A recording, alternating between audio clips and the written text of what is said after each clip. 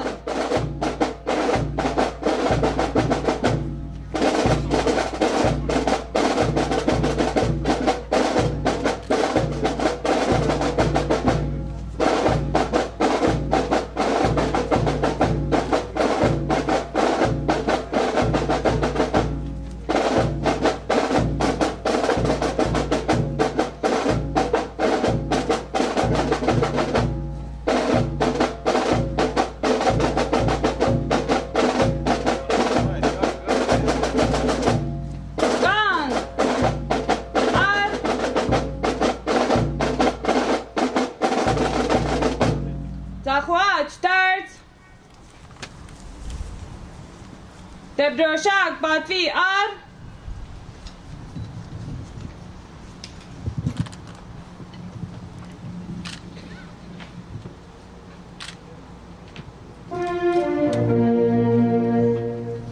Oh, say, can you see by the dawn's early light what so proudly we hailed at the twilight's last gleaming, whose broad stripes and bright stars through the perilous fight o'er the ramparts we watched were so gallantly streaming, and the rockets' red glare, the bombs bursting in air, gave proof through the night, and our flag was still there. Oh, say does that star-spangled banner yet wave for the land of the free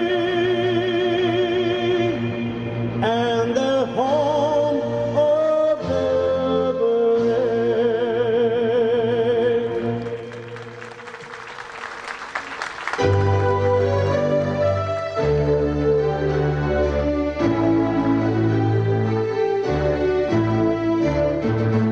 Mer hayreni azadanga vora prelentaretan yur vortica arganjume azadanga ayasdan yur vortica arganjume azadanga ayasdan Nairleran yerekuynog naviragan mernışan Topokovi tışnamutem topmiş banza ayasdan Topokovi tışnamutem topmiş banza ayasdan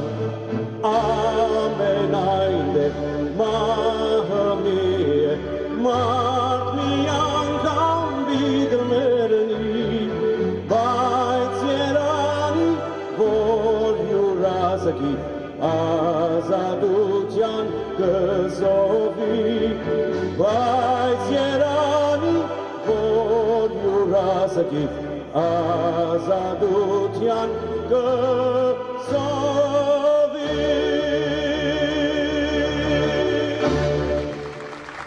Sure. Skautner Patrast, Захвач Darts, Kailaraj, on!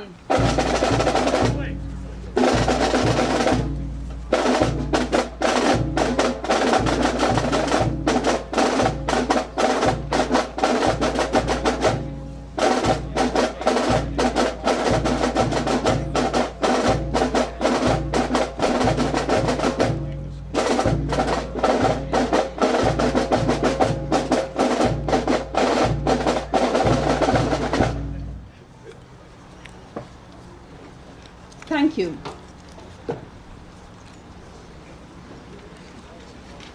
Honored guests and dear friends, on behalf of the United Armenian Council of Los Angeles for the commemoration of the Armenian Genocide and its over 40 organizations and community groups, I have the pleasure of welcoming you to our event. This year, we commemorate the 103rd anniversary of the Armenian Genocide perpetrated by Ottoman government of Turkey. The Armenian Genocide was a tragedy that shocked the then civilized world and in the process, like no other event in long history of the Armenian nation, inflicted deep wounds that have never healed. Every year, Armenian communities around the globe hold events such as ours to commemorate, to educate, to spread awareness, and to raise the voices in affirmation of the just demands of the Armenian people. On this occasion, we also mark the 50th anniversary of the establishment of the Armenian Genocide Martyrs Monument in Montebello. Today, we are privileged to recognize those individuals and organizations who had the vision and the determination to fight for the construction of this monument, to my right, and we are honored by the presence of distinguished members of our community, as well as very special guests and officials who have joined us to mark this special occasion. We thank you all for your participation and your support. Your Eminences and Holy Fathers, we invite you to jointly lead us in prayers in memory of our sainted martyrs. Գերաշնորհ Սրբազան հայրեր, հարգելի հոգևոր առաջնորդներ եւ գեղարականներ, խնդրում ենք ձեզ կատարելու հոգևոր արարողություն ի հիշատակ մեր սրբադասված նահատակների։ Խնդրեմ։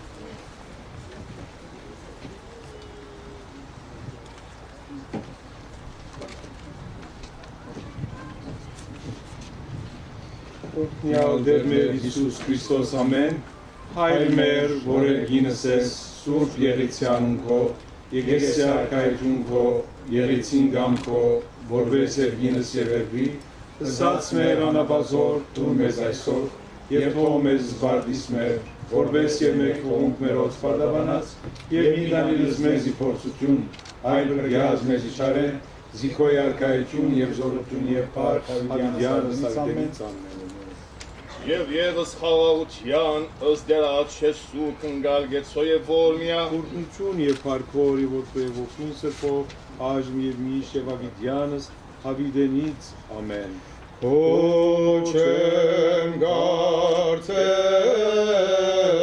ու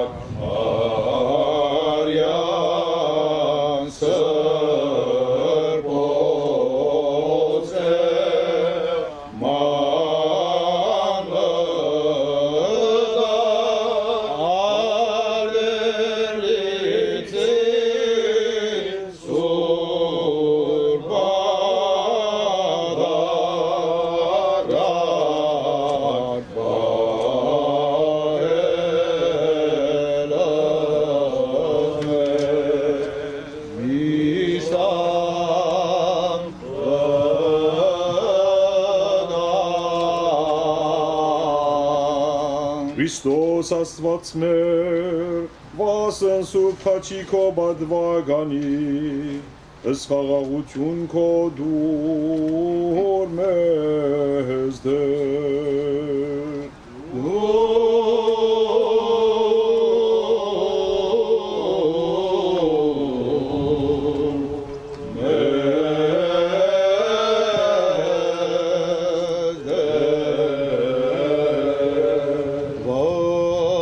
Սրբուվո Աստվածածին և ովանու գարաբեդին և սրբույն Ստեփանոսի նախավգային ըստ խաղաղություն քո դուր մեզ դեր։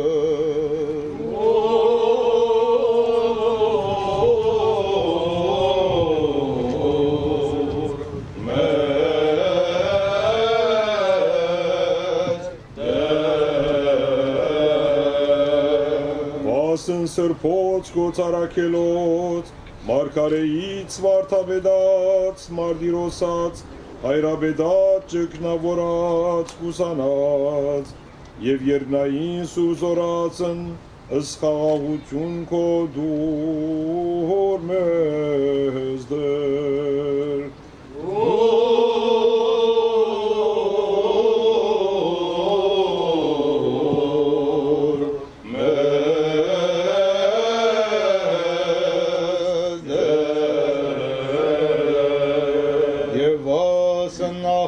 Լուսավորչացններոս Թաթեոսի և Բարթոլոմեոսի և սրբոց Հակոբյանց երջանի գարակելոց և սրբույն Գրիգորի մերո լուսավորչին և սրբոցն Հակոբա մծպնա հայրապետին Մարուքեի ճգնավորին Մելիդոսի եպիսկոպոսին Քևորքա և վարդանա քաչած օրավարացն այլև բարեխոսությամբ հիշադակավ և աղոթիկ սրբոց մահադակացն մերոց որ գադարեցան հնդացս հայոց ցեղասպանության վասն հավատո և վասն հայրենյաց որոց այսօր հիշադակի աղոթս կատարեցան սոցին սուրն և խնգանվեր աղոթյուն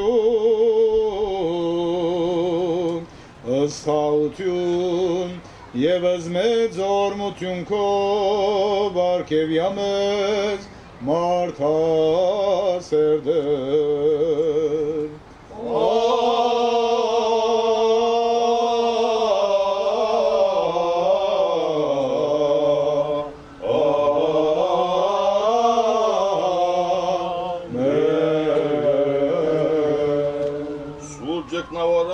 Չեսու գզդեր, որ կշար սմբարդեցին, նեղության ստամպերեցին, լուսերեն և էդնային անտրան բսակասնալը ժենի եղեն, աղոթույքն ոսա և պարեխոսության մեզ որ մեսի, ամենագալ դերասված մեր գեցո և որ միան։ Բսագիչ սրբոց Քրիստոս, որ բսագես սուրբս քո և արնեսս գամս երգյուղածած քոց, և նայի սիրով և կացության պարարածս քո, լուր մեզ երնից իսրկուտենեք ու մե, պարեխոսությամբ սուրբ աստվածազնին, և աղաչանոք ամենայն սրբոց քոց, և սրբոց նահադագացն, որ գադարեցան ընթացս հայոց ցեղասպանության, վասն հավատո և վասն հայրենյաց, լուր մեզ դեր և ողորմյա, ներյա, կավյա և տողս մեղս մեր, արժանավորյա կողության պարավորելս կեզ, ընդհոր և ընցուրպոքվույ, այժմ և միշտ և ավիգյանս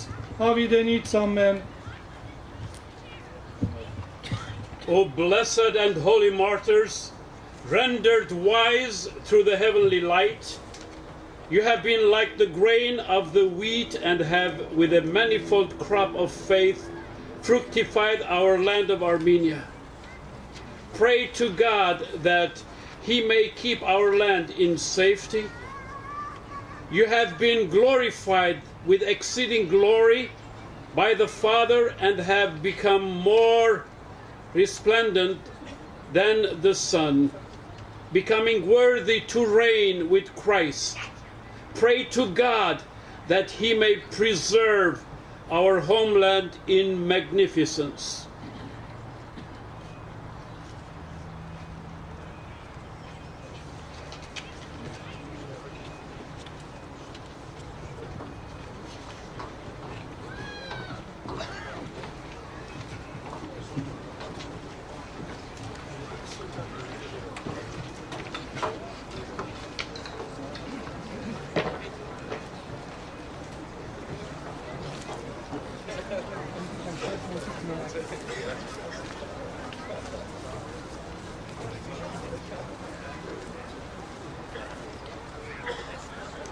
In our today's program, we will present speeches by elected officials and our keynote address, a special tribute to commemorate the 50th anniversary of this monument, and cultural performances.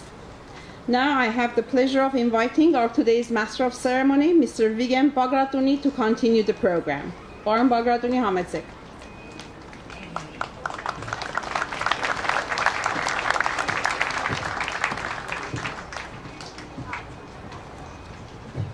Thank you, Anahi.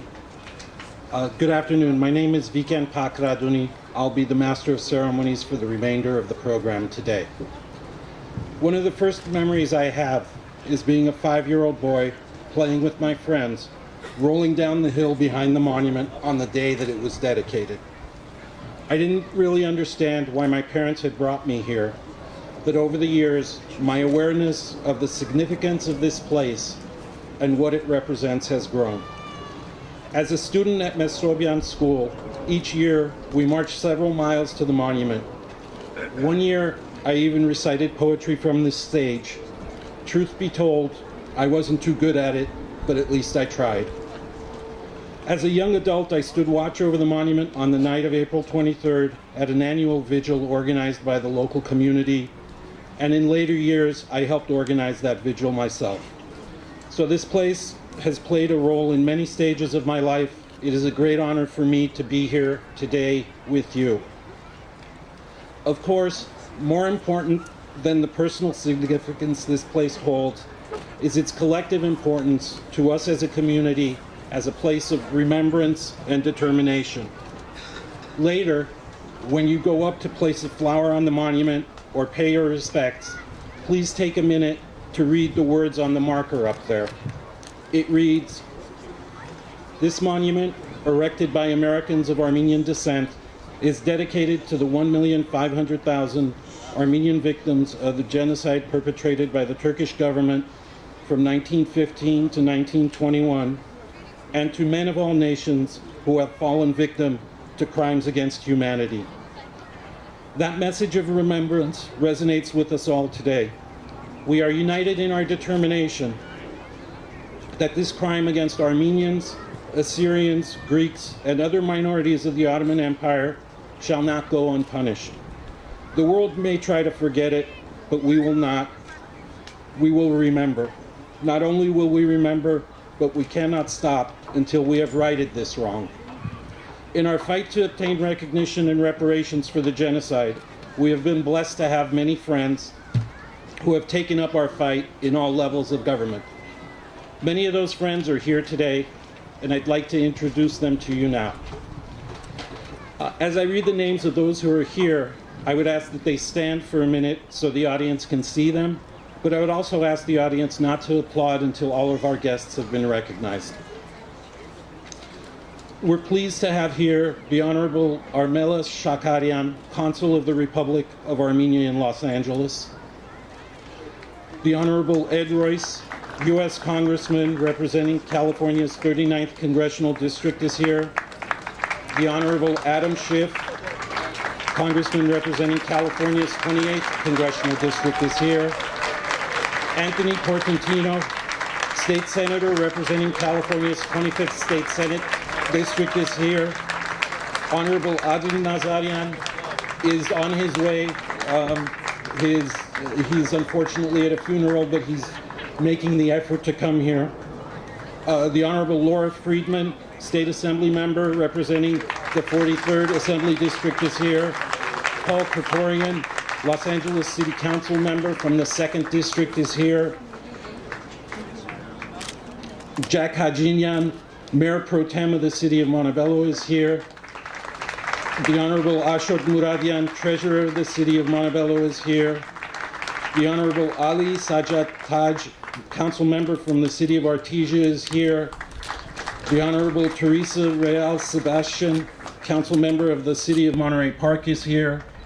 John Harabedian, Council Member from the City of Sierra Madre is here. Art Kaskanian, Vartan Garbetian, and Virej Agajanian from the City of Glendale are here. Artie Kasakian, the Clerk of the City of Glendale is here. Naidi Nahabedian, Greg Krikorian are here from the Glendale Unified School District. Armina Garbetian, is also from the school district, as is Shant Sahakian. Dr. Armand Aghakhanian is here from the Burbank Unified School District.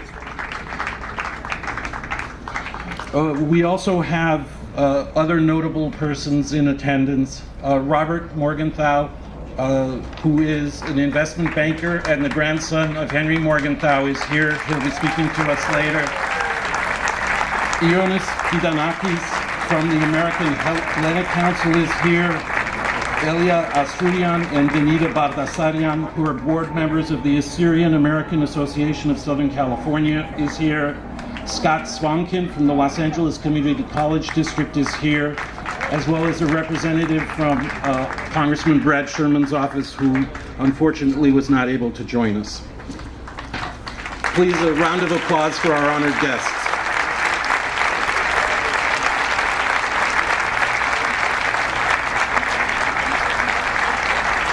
Thank you. This year marks the 50th anniversary of the dedication of the monument in front of which we're gathered, and later on a portion of our program will be dedicated to that anniversary. An 18-member committee was formed to spearhead the community-wide effort to build the monument. 7 of those committee members are still alive, and I'm particularly pleased that 4 of those members are with us here today. Unfortunately, Hrant Alpapian, the architect of the monument, Hagop Manjikian, and Dr. Richard Hovhanessian are not able to be here. The former two because of reasons of health, and Dr. Hovhanessian, as is his wont, is out and about gallivanting in the world, talking about the Armenian cause and Armenian history. I would now like to call to the stage and please welcome Oshin Keshishian, Vartan Fundukian, George Mandosian, and Hagop Nazarian. Mr. Nazarian will say a few words on behalf of this special group.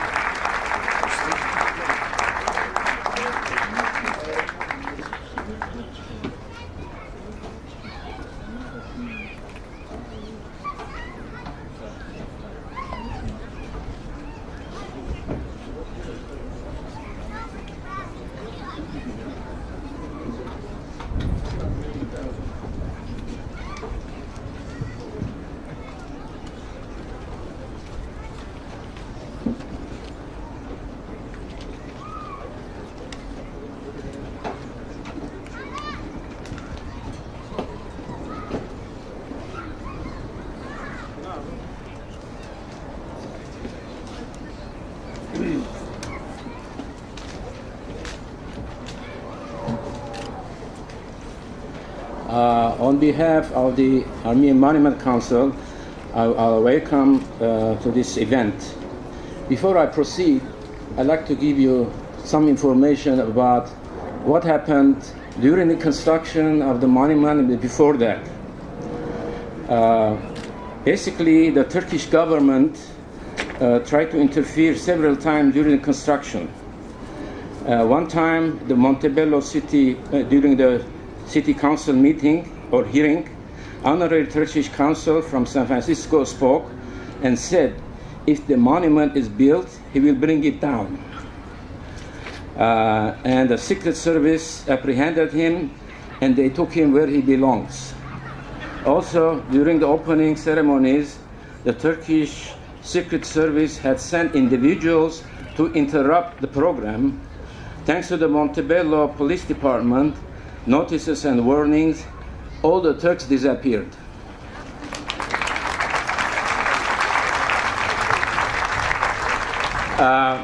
Plus, we had another problem with the inscription on the pedestal. Originally, it just referred to all the poor people of the world. In other words, the monument was dedicated for all the people who suffered genocide. That's not what we wanted. We wanted to indicate that it was for other people, plus it was for the Armenian genocide. So originally, this inscription was not there. In a couple of years after when it was dedicated, the inscription was changed, and the words genocide committed by the Turks, 1.5 million Armenians killed, and by the Turkish government. Then the inscriptions were added. Also, inside the pedestal, we have some bones, some martyrs' bones that were brought from Deir Zor in Syria.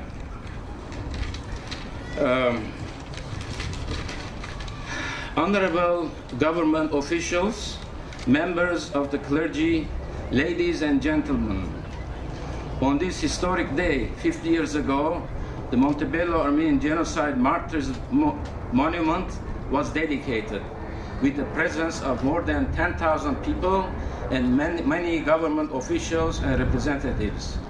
In the following years, the Montebello Monument served as a beacon to other Armenian communities to erect their genocide monuments. These monuments serve as gathering points to commemorate our martyrs and renew our quest for justice. After the Montebello Monument dedication, the veil of secrecy about the Armenian genocide was lifted and the forgotten genocide exposed. Eventually, our efforts were concentrated towards the recognition of the genocide, as well as countering the misinformation and denialist campaigns of the Turkish government. A review of the Turkish internal history regarding the Armenian genocide presents the following pictures. The main Turkish leaders responsible for the Armenian genocide were hailed as national heroes. However, they were targeted by young Armenian nationalists and eliminated for their massive crimes committed against Armenians. The Turkish government continues its discriminatory policies against Christian minorities. In the school textbooks, no mention is made about the Armenian genocide. There is hate campaign against Armenians, and many old churches and monuments were desecrated and destroyed to remove all traces of Armenian presence.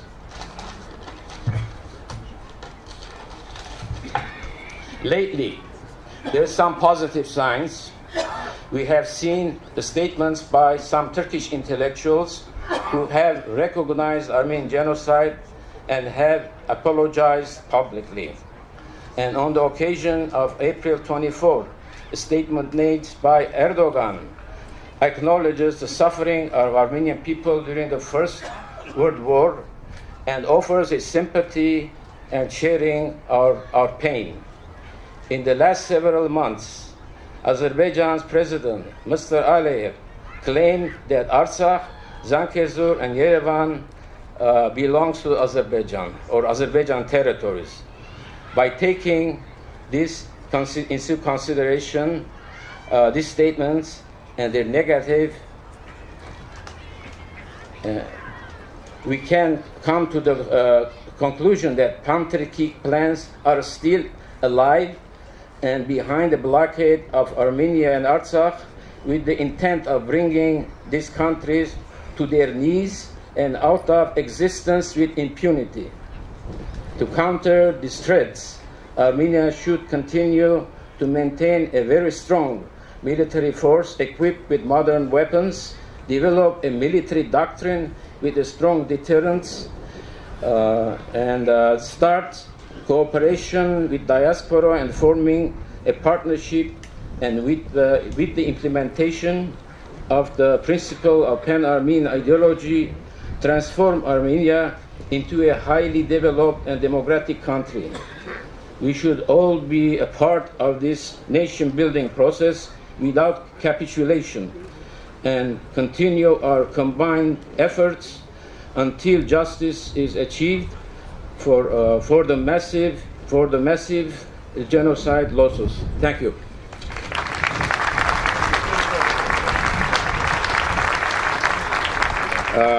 Now I want to read some of the names of dignitaries that have visited the monument.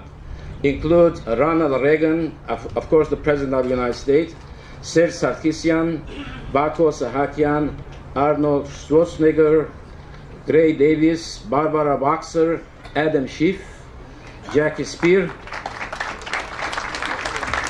and Catholicos, all the Catholicos of Holy Echmiadzin and Holy See of Cilicia. Thank you.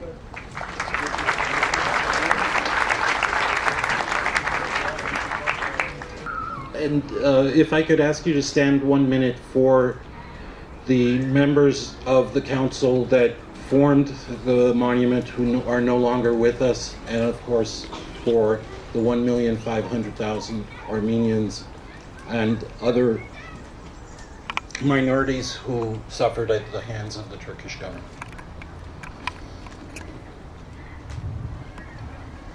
Thank you very much.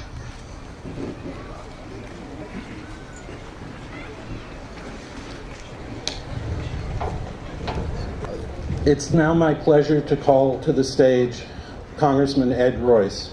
As a distinguished member of the House of Representatives, Republican Congressman Ed Royce serves California's 39th Congressional District, which includes parts of Orange, Los Angeles, and San Bernardino counties.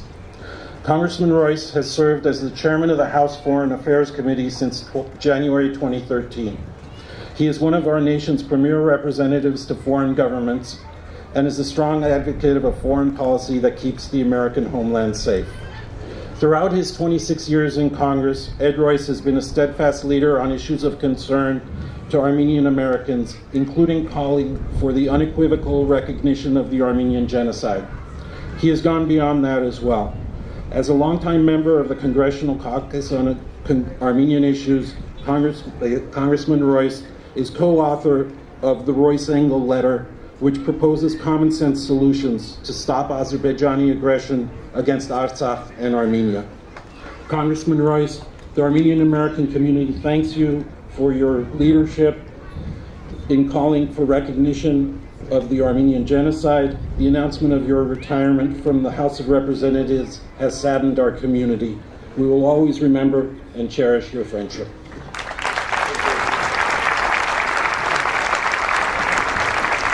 Thank you. That was very kind, those remarks. And on a day like today, a solemn day like today, our memories return to our individual experiences when we learned about the magnitude of this chapter in history. For me, I was a youth at the time when a distinguished Armenian gentleman who was talking to us about history shared with me something I had read about in the textbooks, but until you learn about it from your friends or your relatives, it is very difficult to accept the magnitude of it. He told me it was a gray, cold morning in his village when the Ottoman Turks came. It was a village that was partially Turkish and partially Armenian. And he was the lucky one who happened to have a friend, a Turkish friend, who hid him in the cellar. Another boy hid him in the cellar. And when he came out of that cellar, in the dew of the morning, he went from house to house and suddenly realized that he was the sole survivor, the sole Armenian survivor. of what had transpired. But his problems, his challenges had just begun. Because from there, now orphaned, now not having anyone he knew, he had to begin that trek and link up with women and children and others trying to escape. He was one of the 500,000 that escaped, as opposed to one of the 1.5 million who perished. And he told us that story, and he told us the story about his life. But for those of you here, every one of you have heard stories like that about your relatives who perished, and about the fact that this was the first genocide of that century, but it's a genocide for which those who were culpable continue to deny it. And I think it's a result of that story that prodded me when I got to the State Senate to put in the first resolution on the Armenian genocide. We passed that in California. I am proud that we subsequently passed it in 48 other states. I am proud of Sweden and Switzerland and France and Germany for passing it, but I am not proud that the United States has not passed that resolution. I am not proud of that. I am encouraged by House Resolution 220 that Mr. Trott has introduced. I am encouraged by the approach that we take there to ask that we learn a lesson from crimes against humanity, from war crimes, and apply that lesson, because that lesson applies to today. I was able to get House Resolution 75 through, which speaks of the current genocide that ISIS conducted against minorities, including Armenian Christians, including Yazidis, including other minorities. And I guess for us, one of the great shocks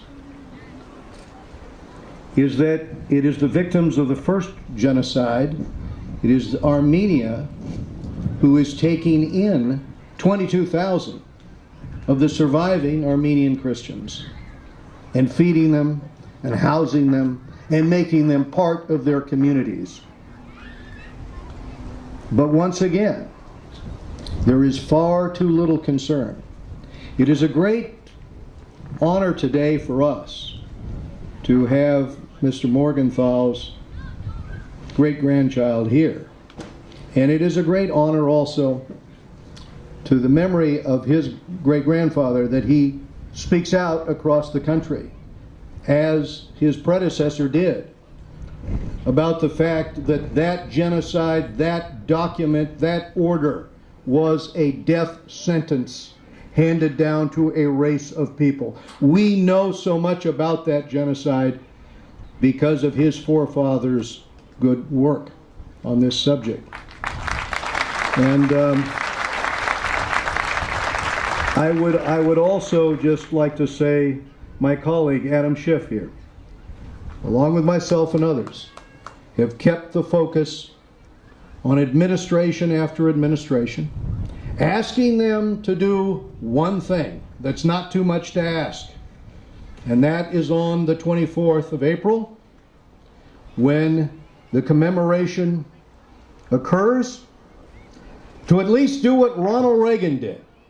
At least speak to the issue of the genocide of the Armenians, because that is what the day commemorates. And like Adam, I must say, and for all of us, for all of you who've been to Yerevan, there is no more moving tribute. I had that opportunity on the 99th commemoration to put that, to mark that date and put that wreath on behalf of our delegation. And I've spoken far too long, but I did want to share with you, I have a special respect for the fact that what you're doing in focusing future generations on genocide is absolutely essential, given the fact that we've been through a genocide of the Armenians, a Holocaust, Rwanda, what we're seeing today in Burma to the Rohingya, and we've seen ISIS carry out its attacks on Christians and Yazidis. And at this point in time, we have to say, the world has not yet learned the lesson of the necessity of us, of all of us, to intervene and put an end to genocide. And that's why your work is so essential. It's not just in memory of your loved ones. We will never get the future right if we continue to let some to get the past wrong. Thank you very much.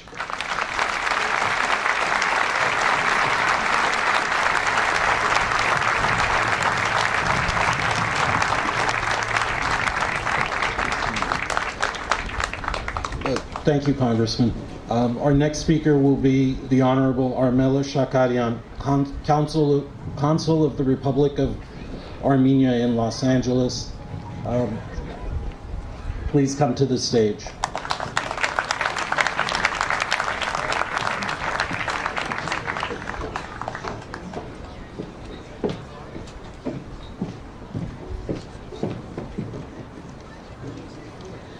Your Eminences, honorable members of the Congress, distinguished guests, ladies and gentlemen. We are gathered today to once again remember and commemorate the Armenian genocide. These commemorations are very critical in the face of growing threat of genocide in the world today. I grew up with the stories of survivors and was continuously reminded that we must not forget, especially since we are members of the last generation that will personally hear survivors' stories. It is the commemorations like this in memory of such tragedies that will help us develop a society that is conscious of what is at stake when some do not respect the rights of others to exist. Each Armenian living in this world will never stand silent, never forget, and will continue to demand truth and justice. This just cause should be supported by all those who are concerned about the peaceful future of the mankind. The Armenian people will always remain standing by the side of those who suffered from the crimes against humanity. The unwavering international struggle against crimes of genocide will remain an integral part of our foreign policy. The goal of our policy is to form effective mechanisms for preventing future crimes against humanity. Recognition of the Armenian genocide is not the tribute to the Armenian people. It is a victory of international human rights movement. It is a victory of justice over intolerance and contempt. Although slowly, but our joint efforts are beginning to deliver results. Issues which were under the ban in the Turkish society for a long time are beginning to open for a debate. We welcome the words of a Turkish intellectual who has said, "I am neither guilty nor responsible for what was done 100 years ago, but I feel responsible for what can be done today." Thanks to the joint effort of Armenia and diaspora, significant progress has been recorded in the process of international recognition and condemnation of the Armenian genocide. I would like to mention strong advocacy and constant efforts of the Armenian American community, and particularly of those living in the state of California, that contributed to this. Many leading countries in the world have already recognized and condemned the Armenian genocide. Our compatriots living in these countries can proudly declare their victory, and we can gratefully work with these countries to shape a new agenda. We don't want to live in the past. We want to reconcile with the past as we forge a future. We cannot build the future alone. Neither can we build a future together with a neighbor that is dishonest about our common past. We are ready for peaceful regional coexistence, as hard as the road to the peace may be. Armenia is moving forward to become a more open, flexible, and democratic state. Our political and social life is changing to become more law-abiding and organized. The independence generation in our country has high standards and high demands. Some of them are dissatisfied, and their discontent is an important and necessary element of progress. They protest, criticize, and demand because they want to live in a better country. They want to live in a freer, more lawful, more prosperous country. They do not let the representatives of the senior generation lose vigilance, and thereby they are speeding up the changes. Democracy, the rule of law, the responsibility of the authorities, the advancement of political parties and civil society should be constantly improved. I will conclude with the words of appreciation.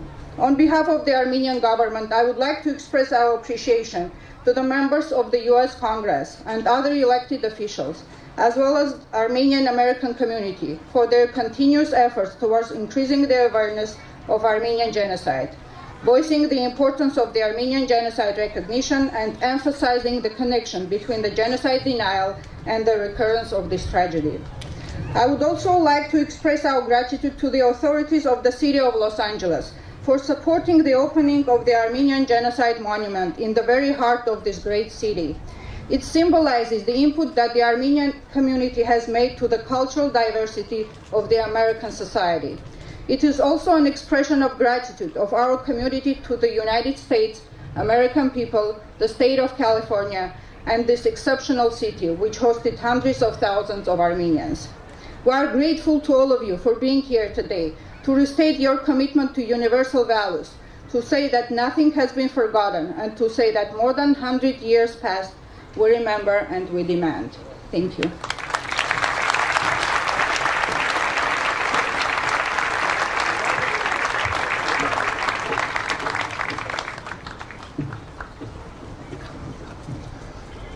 Our next speaker will be Congressman Adam Schiff, who is in his 9th term in the U.S. House of Representatives. Congressman Schiff currently serves as the ranking member of the House Permanent Select Committee on Intelligence, which oversees our nation's intelligence agencies, and is also a notable leader on human rights issues. Congressman Schiff represents the 28th Congressional District, but because that has the largest concentration of Armenian Americans in North America, he also, in a sense, represents the Armenian American community as a whole. He currently serves as Vice Chair of the Congressional Caucus on Armenian Issues and is a co-sponsor of the current House Resolution 220, the Genocide Prevention Resolution about which Congressman Royce just spoke. Congressman Schiff is also a longtime and vocal champion of the fundamental rights of the freedom-loving people of Artsakh to live, work, and prosper despite incessant acts of military aggression by the government of Azerbaijan. Congressman Schiff, I welcome you to the podium.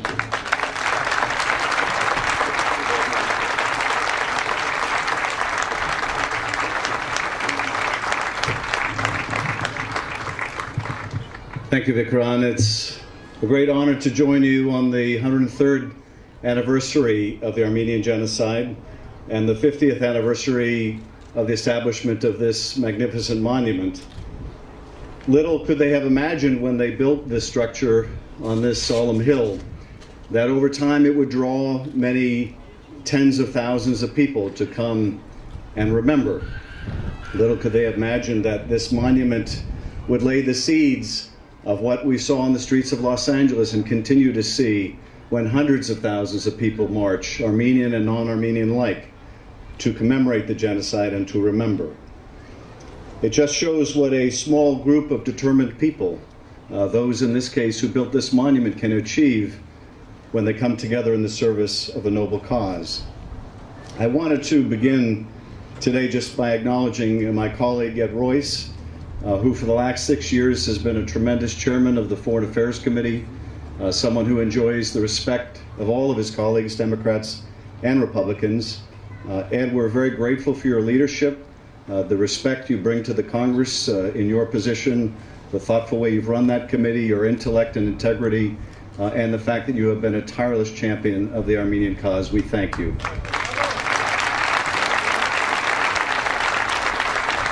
Now, I know what Ed is thinking. He's thinking, boy, you didn't say those things about me when I was running for re-election. But actually I did, though perhaps not with as great a frequency or zeal.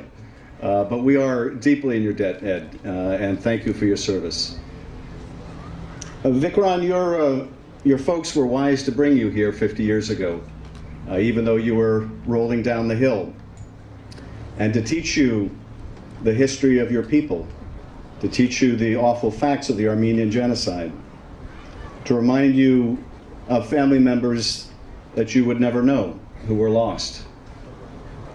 When we try to place ourselves, as impossible as it is, in the shoes of those who saw their parents rounded up, the intellectuals, the elite, who were the first victims of the genocide, when we try to imagine what it was like to be that child that Ed mentioned, to be the only survivor in his village, or those that were on the march through the desert, we can imagine their pleas to God to be rescued. We can imagine, too, that when they could see that rescue was not coming, that they made a silent prayer that their memory would not be forgotten, and that those who did remember would never cease in their efforts to bring about justice for those who were lost. And that is our sacred obligation, to remember them and to always seek justice in their name. And we have a very hard job on our hands. Recently, young people, millennials, were surveyed as to how many of them knew what Auschwitz was. And 2/3 of young people did not know what Auschwitz was or what happened there.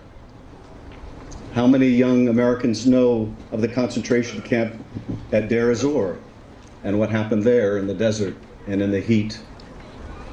And so we have a grave obligation to educate those who come after about what happened, and to always persist in the search for justice and restitution. Almost 1 year ago, in the streets of Washington, D.C., the president of Turkey sat in the luxury of his limousine as he watched his security goons beat American citizens on the streets of our capital. And when you watch that video, you are struck by the confidence he displays, the arrogance, as he sits there and watches these goons beat people. It is the arrogance that says, I can get away with this. And you imagine what could give him the idea that he could allow people to be beaten in our capital and get away with it.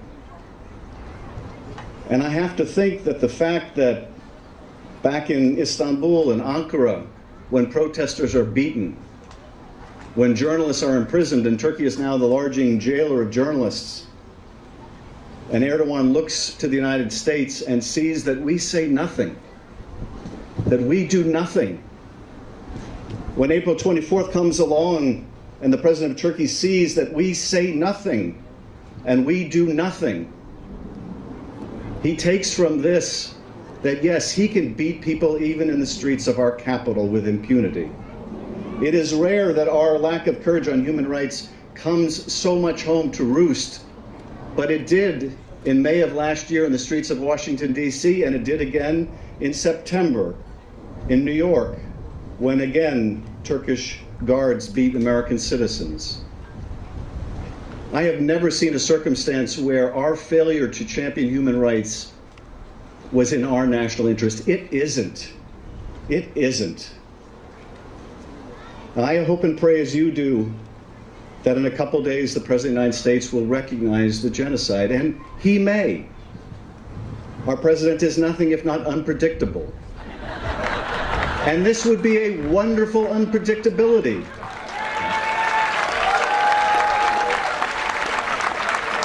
Now, I may not be the best person to make that case to the president, but this is a moral obligation. This is a sacred obligation. If he does not, he won't be alone. The last president of the United States promised to do so and did not. The president before him did not, and the president before him did not.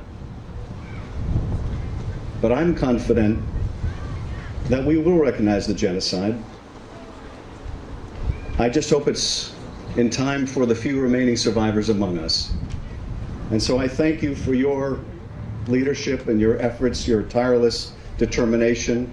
We stand with you, the Friends of the Armenian Caucus.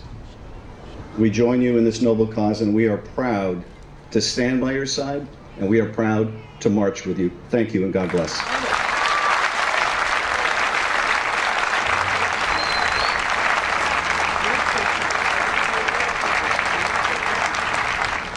Thank you, Congressman Schiff.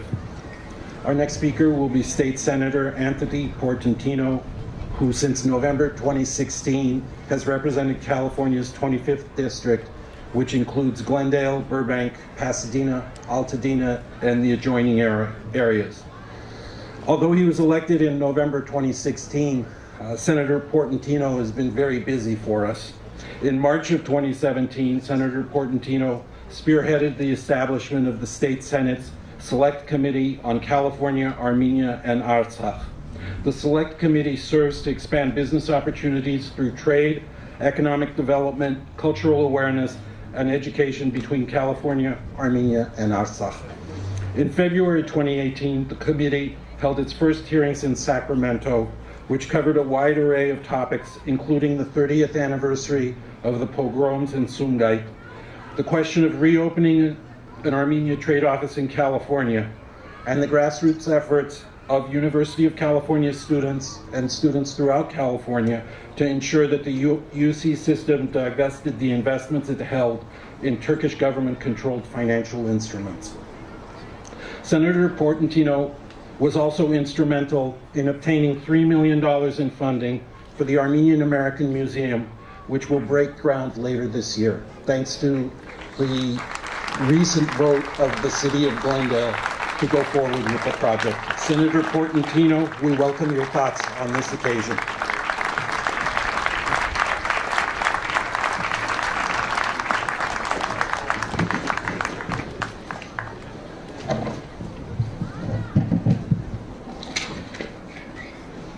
Honored clergy, honored guests, it's an honor to be here and to be in the same place of a descendant of Mr. Morgenthau and our distinguished Congress members.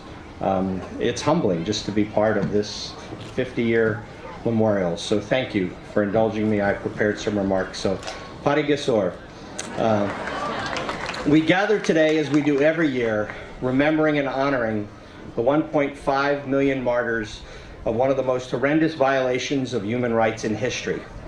Over the years, we've heard heroic stories and heartfelt recollections of many genocide survivors. For me, as a non-Armenian, it is important to continue to hear them and to learn from them. My friend, historian Rubina Perumian, wrote about Dirhawi Kamajian Higas. Dirhawi, like many, was haunted by her memory of the horrific, unspeakable crimes committed by the Ottoman Turks. Dirhawi recalled hiding in a tent with her family. All she could hear were the gunshots and the cries of parents begging officers to spare their children. She remembered her grandmother praying for God to release them from the horror.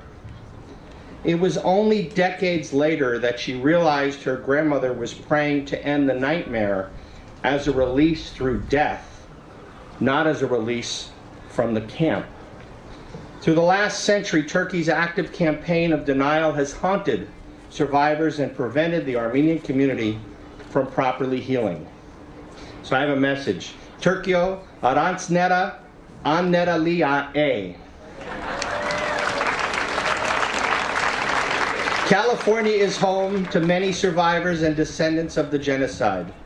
Given the inaction and partisan rhetoric Congressman Schiff just talked about, spewed in Washington, it is more important than ever that California leads by example through our comportment, our condemnation of civil rights abuses, and our unwavering genocide recognition.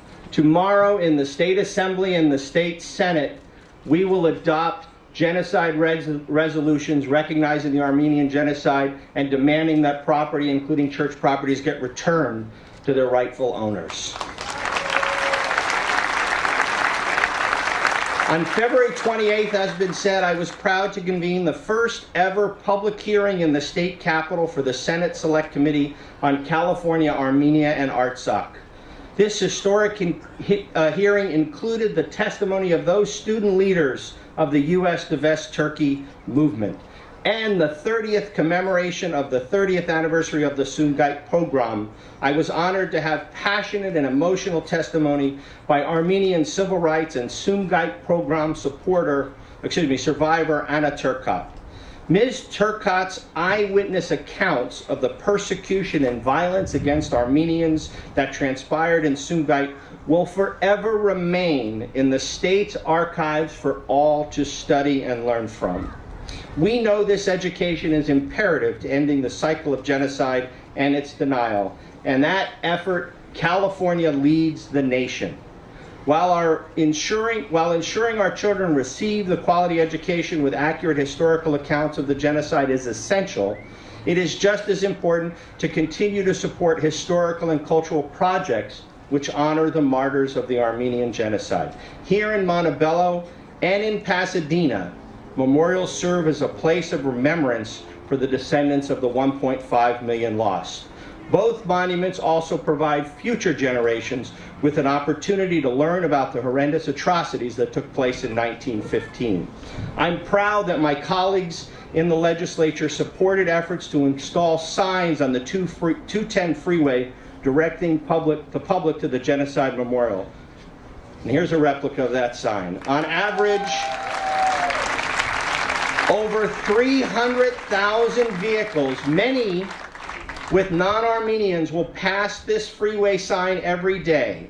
And yesterday, the signs were unveiled and effectively raise awareness of the genocide amongst millions of commuters each year.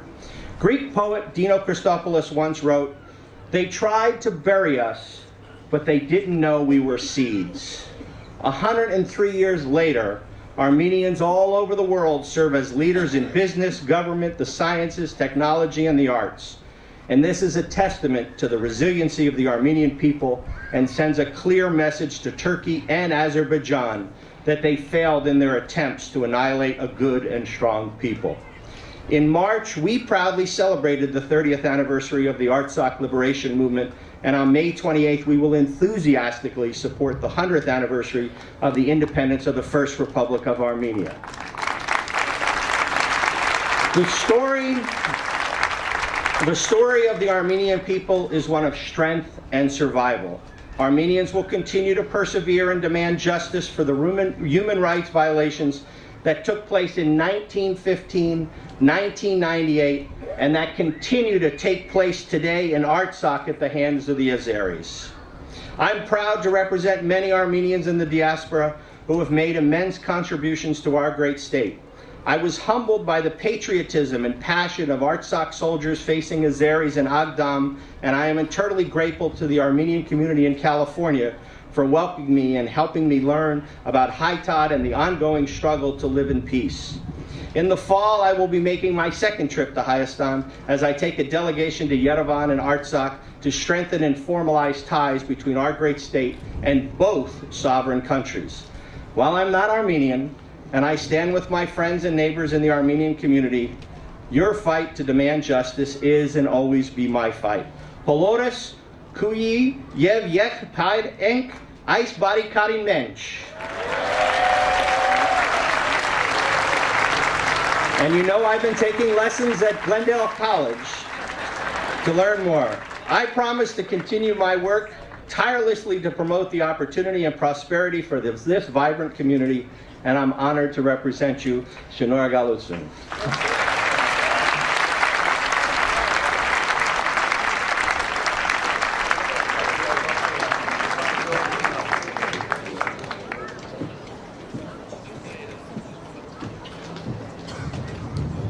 It's come to an interesting day when a state senator speaks more Armenian from the podium than your master of ceremonies. Շատ շնորհակալ եմ, Anthony. Our next speaker is State Assembly Member Adrin Nazarian, who represents the California's 46th Assembly District, which includes large parts of the San Fernando Valley and the Hollywood Hills.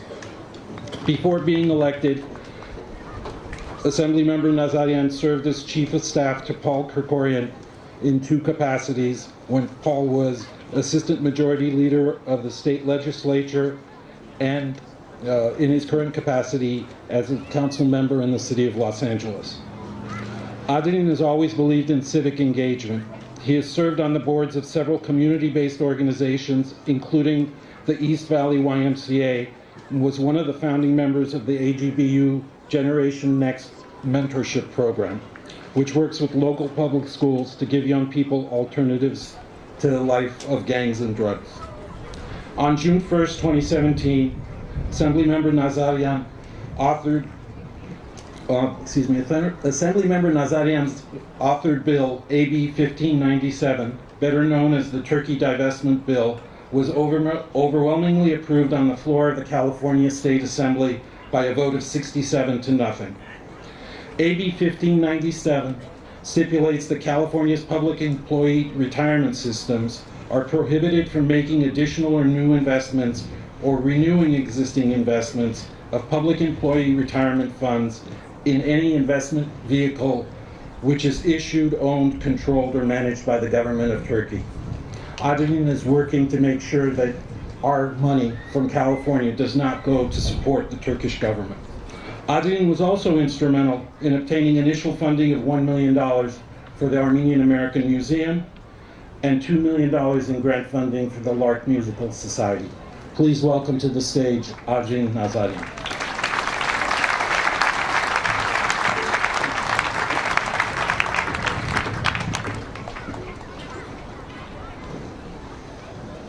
Good afternoon, and thank you all.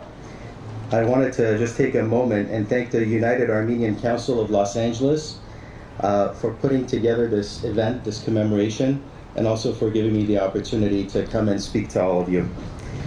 Tomorrow, I'd like to invite all of you to our state's capital, to your state's capital, where we're going to be recognizing, as my colleague said, both in the Assembly and in the State Senate, not only a resolution commemorating the Armenian Genocide, but also something that we've started working on, recognizing essay contest winners from high schools throughout California for their work and understanding of man's inhumanity to man.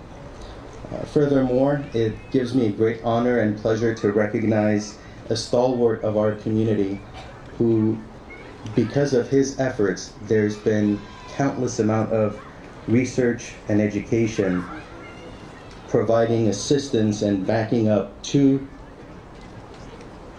the continuation of the conversation on the genocide. Dr. Richard Hovhanessian will be recognized on the assembly floor for his decades of work on behalf of the Armenian community and the genocide recognition. If anything, I just want to say thank you to all the organizations that are here, all the individuals who have put in countless of hours. I know how hard many of you have worked. It's been a difficult road in bringing sanctions at the state level, which you can't do necessarily, but bringing charges against another country that's also in good stead with the United States. It's an ally of the United States. So I know how hard everyone has worked. I just wanted to say thank you very much for your support of AB 1597.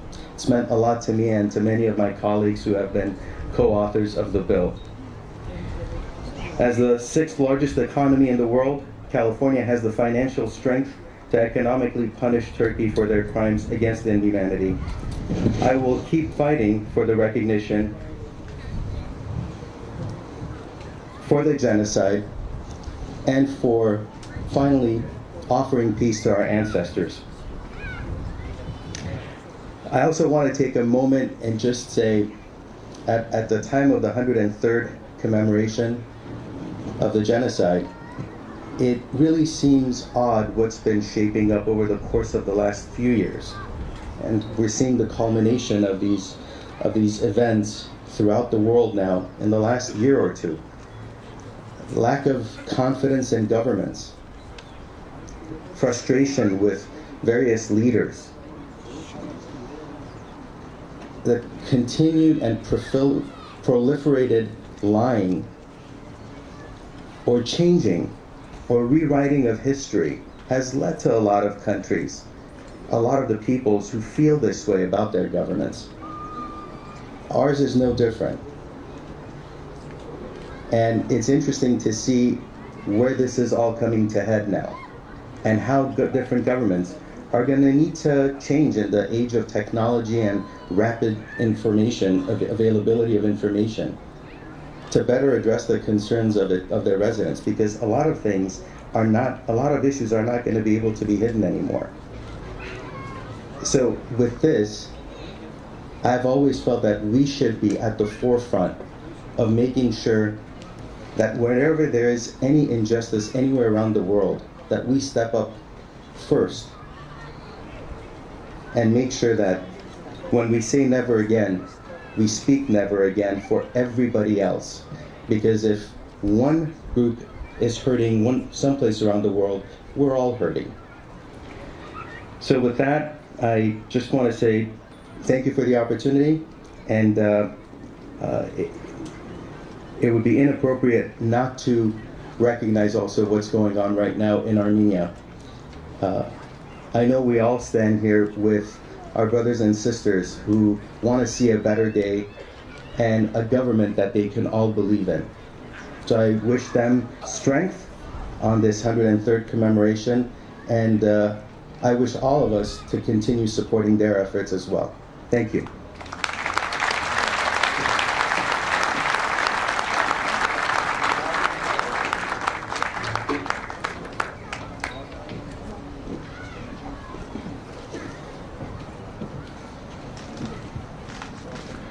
Our next speaker will be Robert P. Morgenthau, who's a special guest joining us today.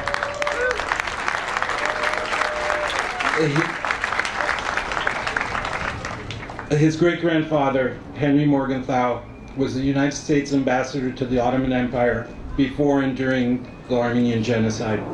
As we all know, and it's clear from the crowd reaction, Ambassador Morgenthau's memoirs documented the premeditated intent of the Ottoman plan to annihilate the Armenian race, the Greeks, the Assyrians, and other minorities of the Ottoman Empire. Mr. Morgenthau and his father, attorney Robert Morgenthau, have carried on the legacy of Ambassador Henry Morgenthau.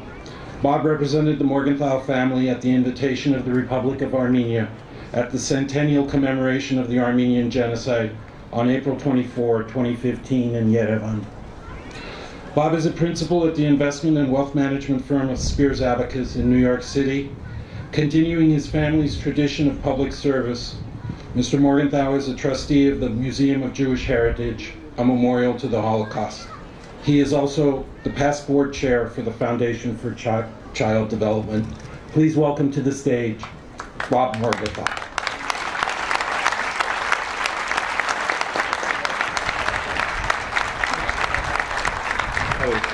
That was a risky move, stepping up there. Thank you, Vicken, for that wonderful introduction, very kind introduction.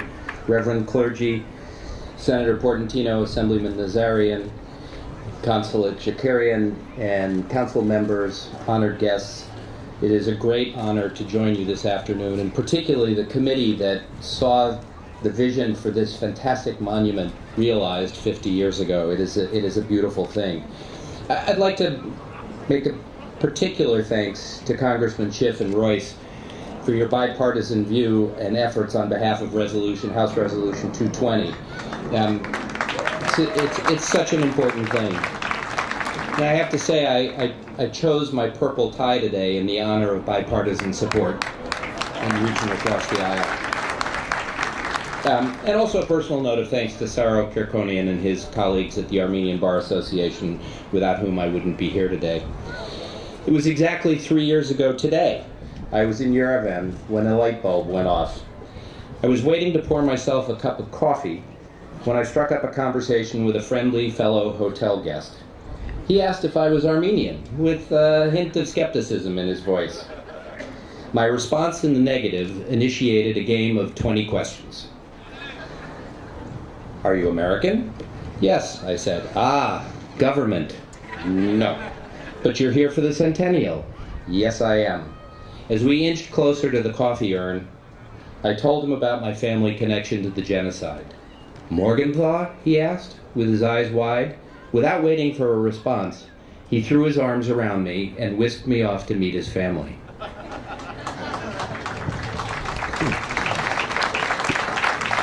I've had a pretty successful business career. I've been treated with professional deference, but never before had I been the object of gratitude bordering on reverence. I don't mind telling you, it felt good, humbling in an entirely positive way, but it was also a bit unsettling. I could not escape the fact that the only thing I had done to elicit this outpouring of warmth was to have the good sense to be a direct descendant of a man who died a decade before I was born. This chance encounter encouraged me to reflect on the concept of legacy, a word that touches us all. A legacy can be something received from an ancestor. It can fade away or endure for generations. But alternatively, a legacy is what is termed a person who's been accepted into a selective organization, school or university or some other form of organization, simply because a relative has also been a member. And that's a definition that had a personal resonance to me. In high school, I was what was known as an underachiever. My strong SAT scores were a shock to my college counselor. He said he was having trouble reconciling them with my decidedly middling grades. And yet, I was among 7% of applicants accepted to my college. I was a legacy.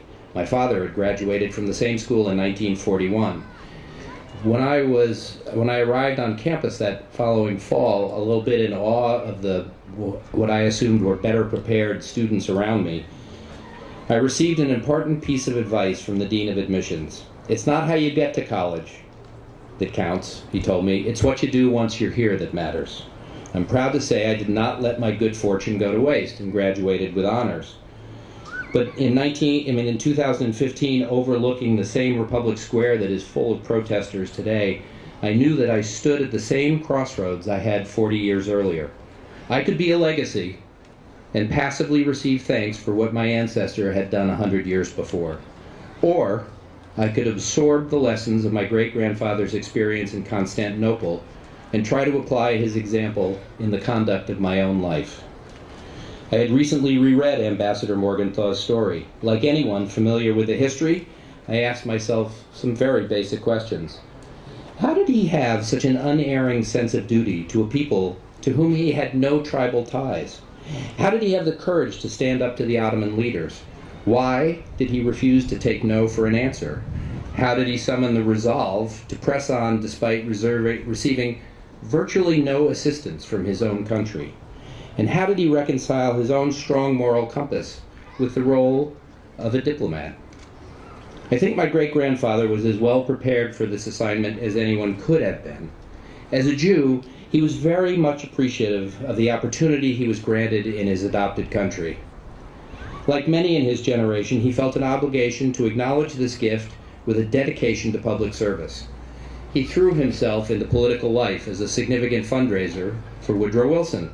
He developed contacts and a degree of prestige that would not have been possible in the country in which he had been born. He wanted nothing more than to fully assimilate into his adopted society. In German, our last name would be pronounced Morgenthau. He insisted on the Americanized Morgenthau. When Wilson was elected president, my great-grandfather, had set his sights on a cabinet post. He was not particularly pleased to be awarded what was at the time considered the Jewish position as ambassador to the Ottoman Empire. He arrived in Constantinople with a chip on his shoulder of not being able to escape his minority status after all. I believe that gave him a natural affinity for Armenians and other Christians that resulted in outrage at their treatment as victims of political expediency. In short, Henry Morgenthau's life experience trained him not to be a bystander. I'm as proud of his efforts on behalf of your ancestors as any great-grandson could be. I confess to being in awe of his sheer scale of his courage, resolve, and resourcefulness. As I read his diaries, I could not help ask one more question. What would I have done in the same situation? I truly hope I never have the opportunity to answer that question, but it does bring us back to the concept of legacy. We are all here today to remember and honor what brings us together, the intertwined legacies of atrocity and the incredible bravery of survivors and those who helped them. What will we do with our inheritance? What will we pass along to our own descendants to honor our ancestors? For some, the extraordinary acts of parents and grandparents can be a burden. Perhaps we share this. There's no shame in that. I will tell you, every descendant of Henry Morgenthau at some point wondered how they could possibly measure up to his example. His own son, Henry Jr., became a farmer because it was the one thing his father knew nothing about. Of course, he had the good fortune to choose a farm in close proximity to the young Franklin Roosevelt and followed his father's path into public service after all. Not everyone is in a position to achieve grand accomplishments or survive an epic struggle. A civil society floats on an ocean of small gestures. As the great-grandson of an ambassador, grandson of a Treasury Secretary, and son of a lifelong prosecutor, I am here to give us all permission to build our own personal legacies, one small deed at a time. A strong moral compass and courage and strength should be broadly and frequently applied, even in mundane and everyday encounters. We can find common ground and empathize with others, no matter how different our backgrounds. As the fourth of 7 children, this is my own personal strength. We can use our own judgment without necessarily relying on the echo chamber of narrow agreement. We can refuse to take no for an answer, as my great-grandfather did when we stand up for others. We can follow the examples of Representatives Royce and Schiff and refuse to be bystanders when it comes to urging our government to acknowledge the genocide. We can be generous with our time, our financial resources to help the people of Artsakh or Syrian refugees.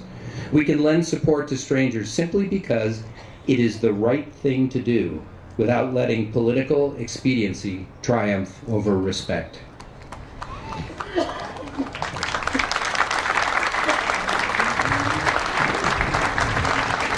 In the sadly divisive political climate in which we find ourselves in the United States today, I think often of my great-grandfather's words to Talat Pasha. I do not appeal to you in the name of any race or religion, but merely as a human being. If we live our lives with this in mind, we will all honor martyrs, survivors, and Henry Morgenthau alike. Thank you.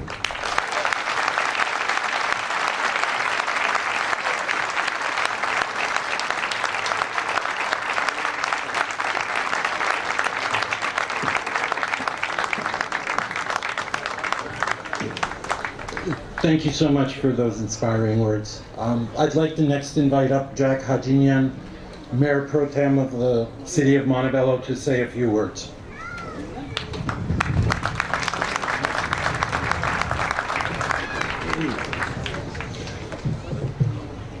Good afternoon, and welcome to the City of Montebello. I was hoping to be the first speaker to welcome you, but after 6 or 7 speakers, I guess it's not too late to welcome you to the City of Montebello, so welcome. It is a tremendous honor to have the great-grandson of Ambassador Morgenthau here in Montebello.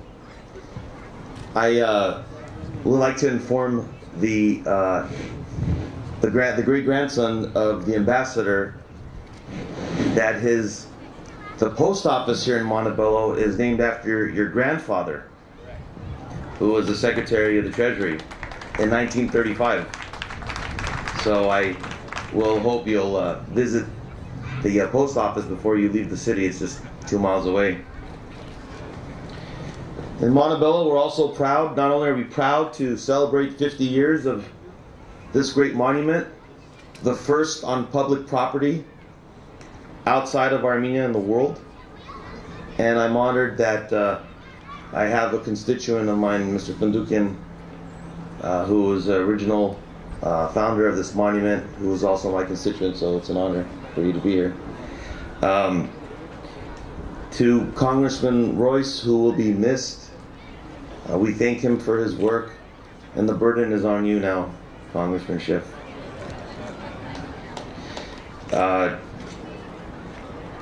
When I got elected to the city council, I went through some of the archives in the city, and I pulled up the minutes from all the council meetings when the committee would propose, or initially propose the idea of approving this monument.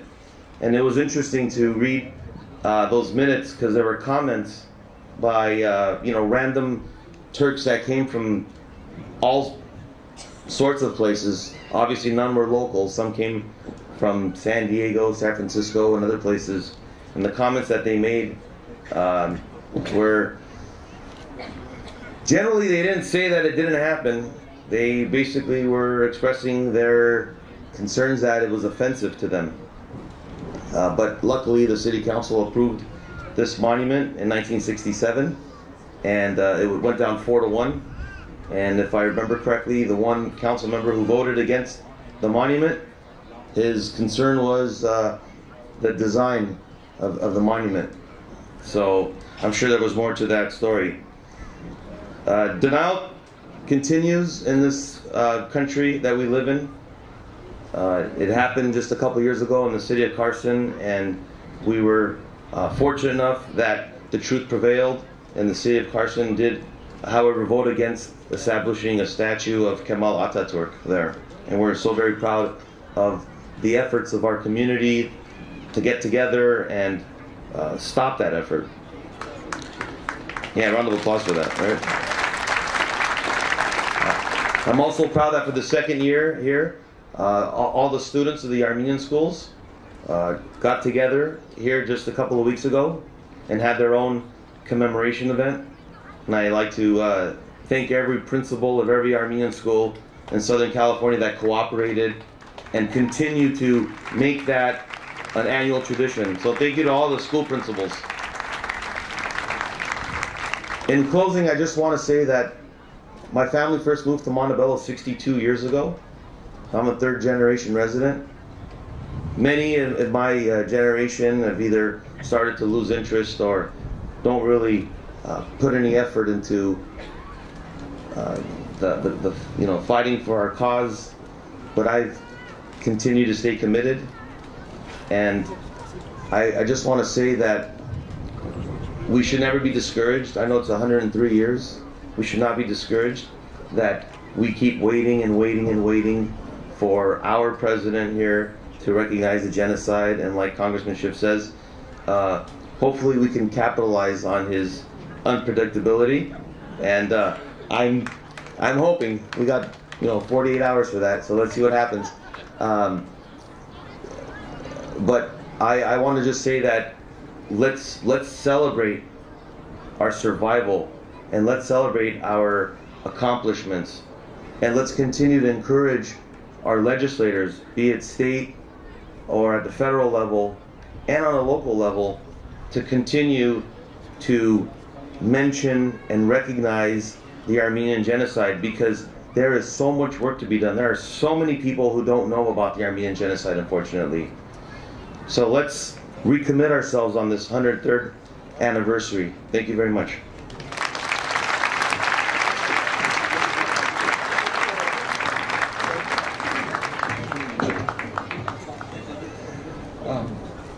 Այժմ պեմ գհրավիրեմ Ռոզ եւ Ալեք Փիլիպոսի աշակերտները, որոնք խմբեր պիտի ունեն մեր անունն է հայկական բանակ. We now welcome to the stage the students of the Rose and Alec Pilibos School to sing a song for us.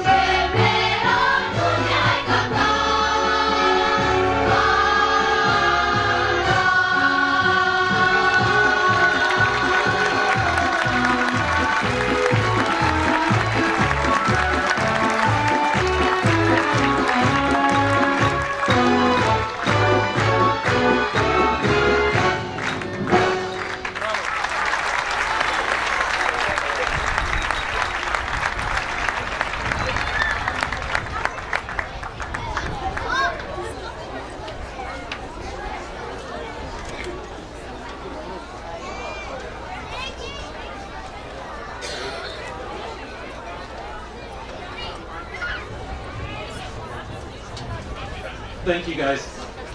Another round of applause for the Alex Choir. We're going to have a couple more speakers, and then after that we'll have a cultural presentation. More schools participating.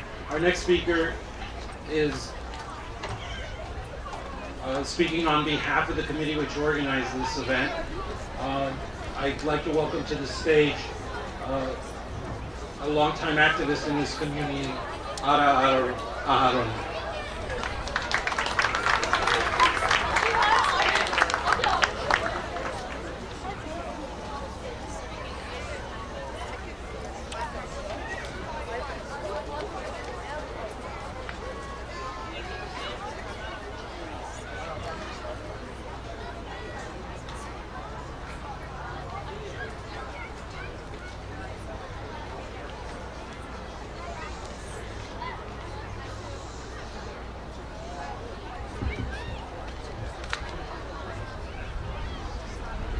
Գերաշնոր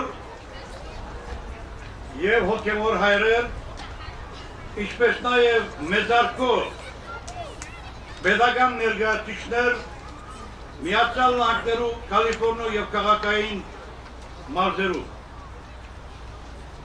հարկելի աստավորություններ, շատ սիրելի ներկաներ, եղբայրներ եւ եղբայրներ, անժխտելի իրականություն դարձած է այլևս նույնիսկ 103 տարիների հետ, որ Թուրքը դուհուսար ոչնչացնել հայ ժողովուրդը ու բացարձակ դերը կառնալ անոր պատմական ու բաբենական հայրենիքին, բայց փարփարոսական եղերնը գործադրված հայ ազգապնակցության դեմ չհասավ իր նպատակին, համադարած ավերներեն ու գերեզմաններեն վերադնավ հայ ժողովուրդը, իսկ Օսմանյան Թուրքին հաջորդները իրենց 5 տարերու թալանե ու չարթե ստեղծած հսկակ այսրությունը, որ գետրոնական Եվրոպայեն գդարածվեր մինչև միջին արևելք ու ուսային ապրիգե այսօր գծկված կմնա Անադոլուի մեջ միայն իր տարավոր գողովուդին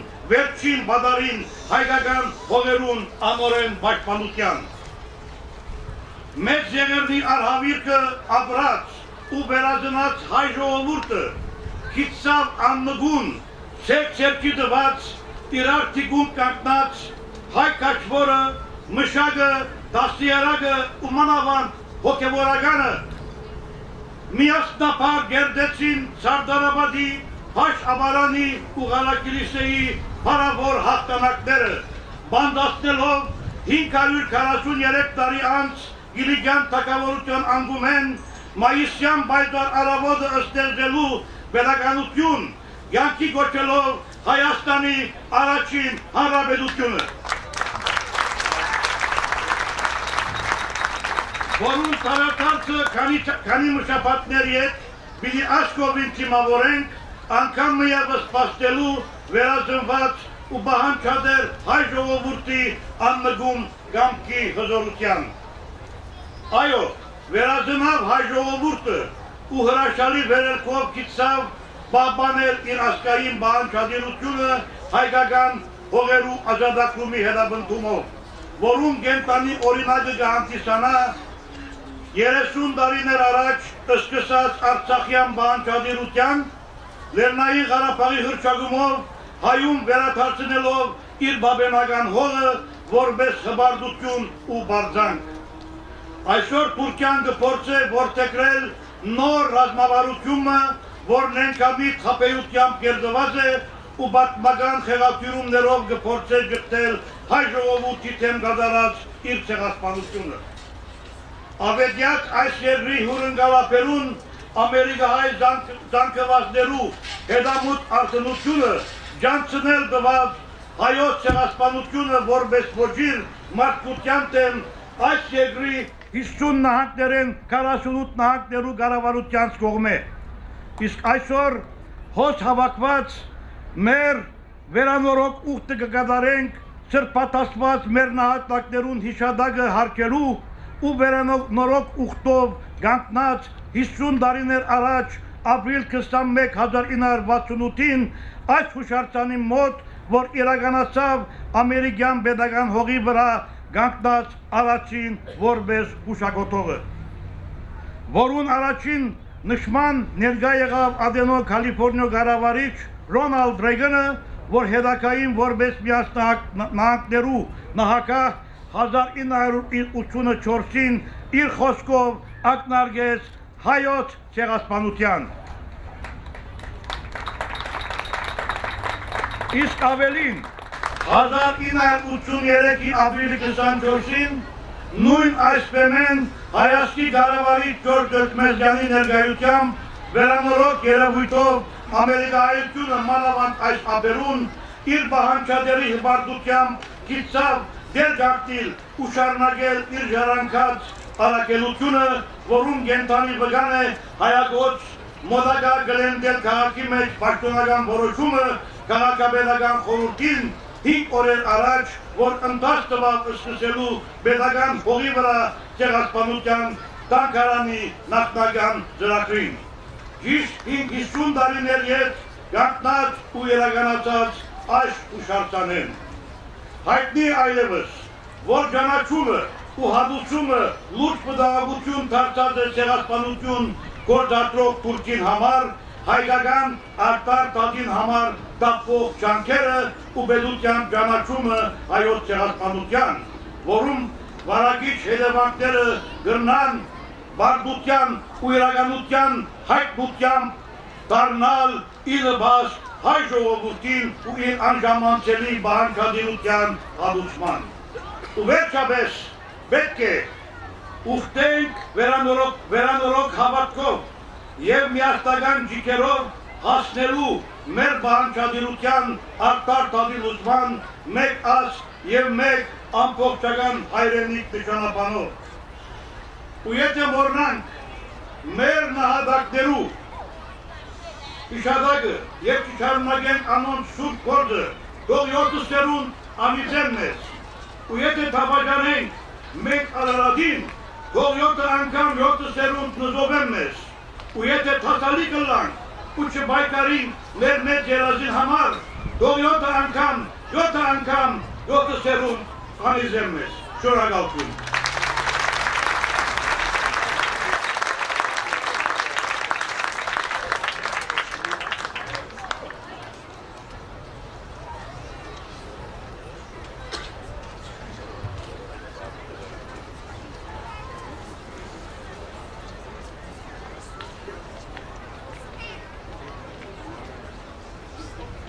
Այժմ եմ կհրավիրեմ Շամիան բաժարանի աշակերտները, որոնք պիտի երգեն Ապրել խաղաղ և ազատ Հայաստան երգերը. We now welcome to the stage the students of the Shamian choir to sing April Chagav and Azat Hayastan, Free Armenia.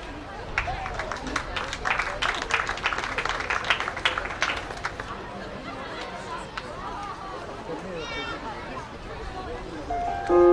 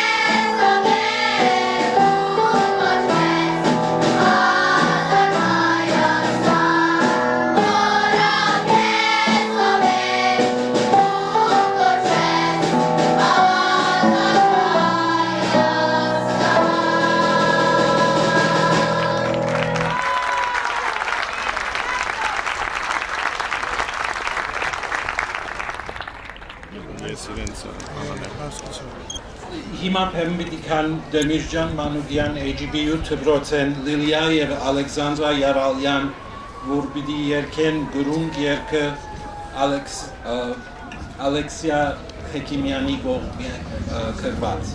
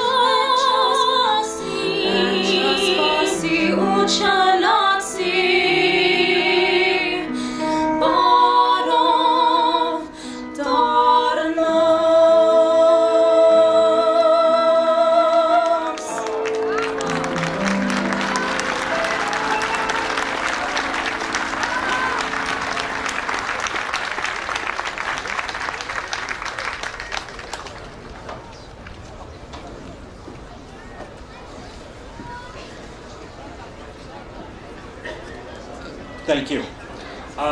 There's one more speaker, and then we'll have a continued cultural presentation. Program's gone on a fair bit. I appreciate your patience, but we'll be wrapping it up fairly soon. As you've heard, this is the 50th anniversary of the dedication of the Armenian Martyrs Monument. On this anniversary, I'd like to give you a brief history of its construction because it represents a working model of how we as a community can accomplish anything if we really put our minds to it. The Armenian Genocide Martyrs Monument originated with the 50th anniversary of the Armenian Genocide itself. On April 24, 1965, thousands of Armenians marched through the streets of Los Angeles, while tens, if not hundreds of thousands of Armenians marched in then Soviet Armenia, which was obviously an unthinkable act. Inspired by these events, a committee of 18 people was formed from the Armenian churches, traditional Armenian political parties, charitable organizations, and prominent individuals. Construction of the monument was an undertaking that required a truly unified community effort, with all parts of the Armenian American community playing a role. The Armenian Monument Council was formed and began a broad fundraising effort. Donations came in from throughout the world, and eventually the $125,000 cost of construction was secured. I'm proud to say the monument was both designed and built by Armenians. H. Hrant Akbabyan, who was not able to be here today, was the architect for the monument, while Bedrosian Zakarian Construction was the general contractor.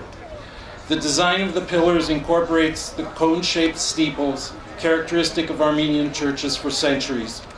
The 8 concrete pillars are said to represent the 6 traditional vilayets, or provinces of Armenia, current-day Armenia, and the diaspora. On April 21, 1968, the monument was unveiled with over 10,000 people in attendance. I'd like to invite to the stage now Murat Minasyan, who serves as the representative of the Armenian Monument Council on the UACLA, the organization which organized today's event.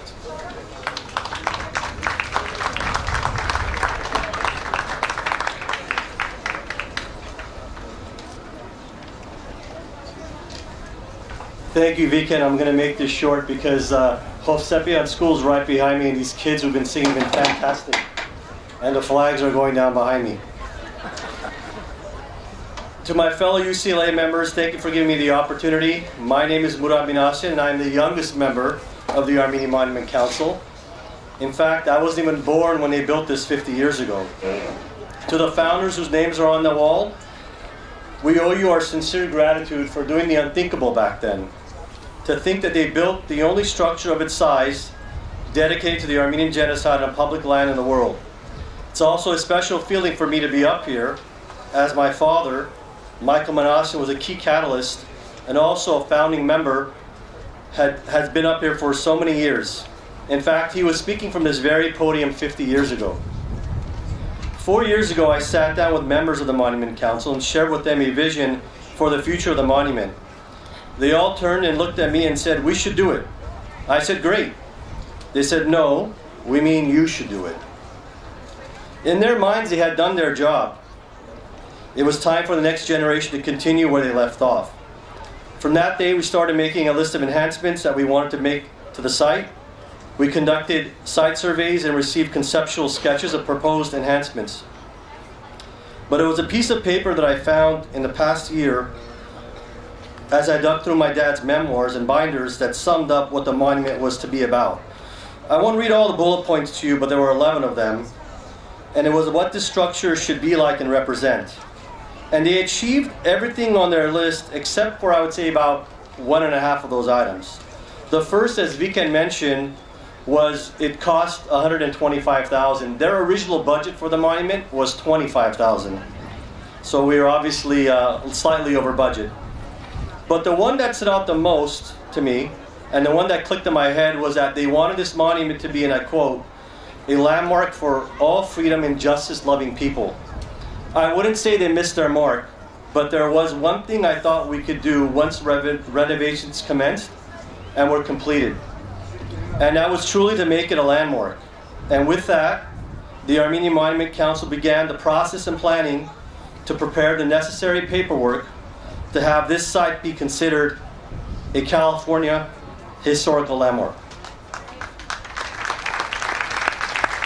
which would make it the first of its kind in the state and the first in the United States. So with that, we begin on a new journey, a journey to place the Armenian Genocide Martyrs Monument in the history of this great state. We hope you will join us, as we will need your support from our organization, community members, clergy, elected officials, to truly honor the victims of the Armenian Genocide forever. Thank you.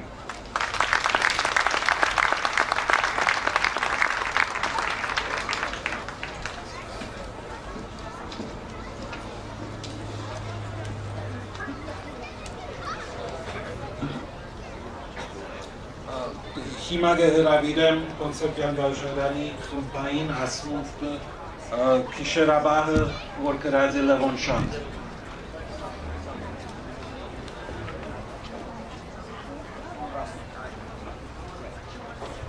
Մեր հայրենիքը, որն է մեծ հայր, մեր հայրենիք, ան որ ունի բարձր երկինք, ան որ ունի գարմիր արև, իր գավուդալ քլխուն վերև, ան որ ունի խոն ամբերուն, լերն արապա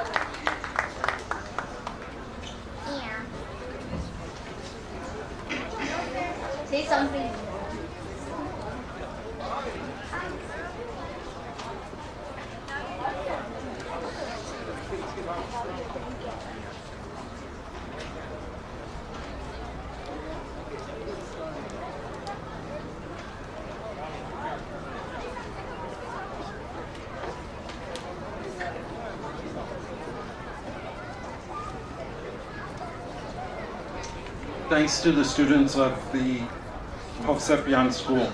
Our next presentation is from Salpi Maelian, who's going to sing Verakinir Giligya.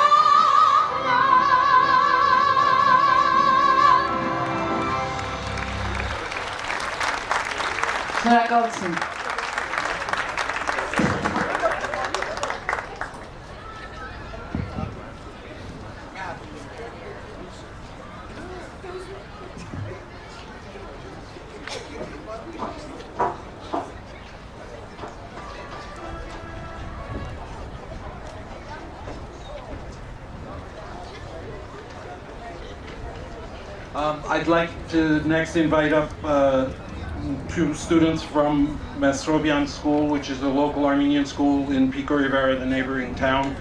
Alik Yertinyan, who will recite Hayastan by Moshe Rishkhan, and Talia Avedisyan, who will sing Chinares, Gomida Sikhirat's Chinares, with the accompaniment of Alice Khachikyan.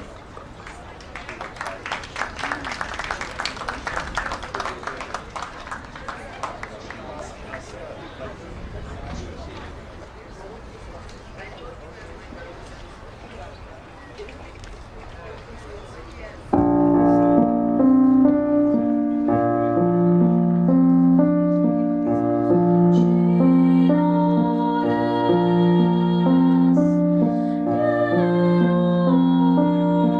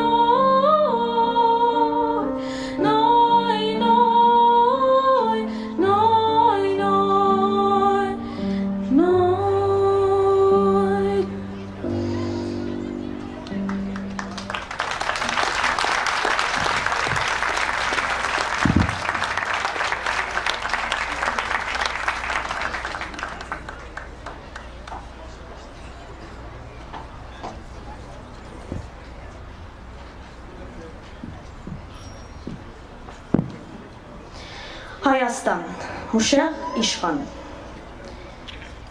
Կգանչեմ քեզ, Հայաստան, փոլոր գարոտներու հրայրքով, իբրև երկինք, իբրև ժպիտ, լրություն և ծաղկավետ երանության իբրև դուն, իմ հերավոր Հայաստան։ Կլսես սիս, կհասնի ցայնս արդյոք քեզ, կսկաս հանգարց, կամ գիտես, թե քու զավակդ այս պահուն կգանչե քեզ Հայաստան։ Ինչ ես իրոք, ուր ես թուն, շրջուն ոգի, թե խորարմատ քոյություն, դժգույն պատկեր, թե խնգափույր մաքաղատ, նահադագած պարքի բսակ, քաղափարի գարմիր թրոշ, ոսկի երազ, թե քորշ հող, հանթերցյալի, թե այս յանքի հայրենիք, ինչ ես իրոք, ուր ես թուն, գիտեմ, որ գաս և գդևես թարե թար, թեգուզ գետմը աշխարեն, բայց սիրտն ես թուն դիեզերքին համորեն և ապրելու միակ իմաստը բայձար։ Ահա հերվեն գդեսնեմ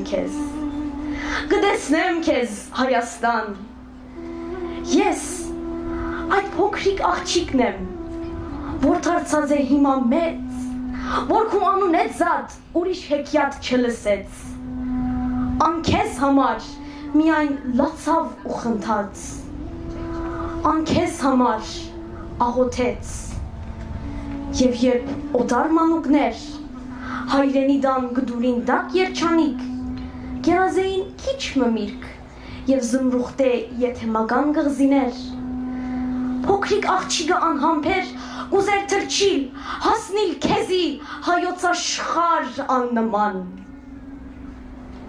Եվ ով արդյոք քու զավակներդ Հայաստան, որ ծոցիդ մեջ տեսած է օր ու արև, ըմբած ջուրետ, սնած գաթետ մայրական, ով փախտավոր զավակներդ Հայաստան, իր արյան մեջ հրադապ կու սուրբ հողիտ կգրե զարկ նիմձի չապ։ Ես աքսորյայս մտնած քաոսեն ստեղծեցի քեզ երազ առ երազ։ Հայաստան, քարտեզի թեմ ես կմնամ գլխի գոր, նույն աղջիկը, նույն աշակերտը շվար, որ չգիտավ երբեք, թե ուր է սկիզբ և ուր է վերջն այս անսկիզբ քոյության։ Թուն անհուն ես, անմեկնելի և անվախճան Հայաստան, կուրծքին վրա անհայրենիք հայության խաչի մպես վահաբան։ Իմ մեջ ես թուն, և ես հարուստ եմ քեզմով։ Եվ ինչ եմ ես առանց քեզ Հայաստան, ծառենինգած քոստերև, վերջալույսի ջարակայթ, Հայաստան, քուն եմ արդյոք, թե արդուն, հայրենի հող, քու ծոցիտ մեջ թե հերուն, գհոսիկ հետը կյանքիս, կարծես վաղուց մենք կշնչենք միասին, կարծես կախտած է հոգիս, քու երազով գպանամ աչքս լույսին, քու երազով գպագեմ զայն ամեն օր, գկալեմ հոս, գշրջիմ հոն ես սագայն, գմբեմ այստեղ, գարպենամ հոն ամեն օր, և ամեն օր որոնելով քու ջամփան, գկտնեմ անցս մոլոր Հայաստան, չմնաց ցեղ ու խուժան, որ չգտնե գուրցքիդ վրա ապավեն, եկավ մոնգոլը թաժան, և գշտացավ քու լիարած սեղանետ, եկավ արապն անաբադի խորերեն, և իր ծարավը մարեց աղբյուրներետ լուսեղեն, և միայն ես, Միայն ես կուփարիկները լիարատ չունեցա մաս ու բաժին։ Միայն որդիդ հարազատ մնաց կարոտ քո սուրբ հողիդ ու ճուրիդ։ Հայաստան միակ հեքիաթ իրական Եվ բանթուղթի մեր սրդերեն շող առ շող թեպի մասիս երկարող վերաթարցի երազաքեղ ճանապարհ Հայաստան սերունդի վար ավական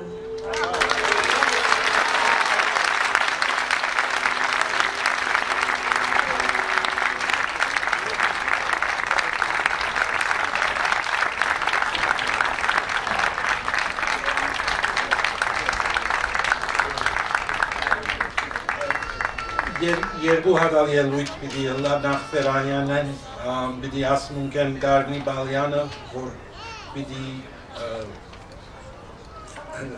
գներեք, որ պիտի ներգայացներ Վահագ Ընթավթյանի հավատում եմ քեզը, իր մեր ետ Ռիտագարաբեդը պիտի ներգայացնե Ավետիք Իսահակյանի կյանքից թանկ բանը։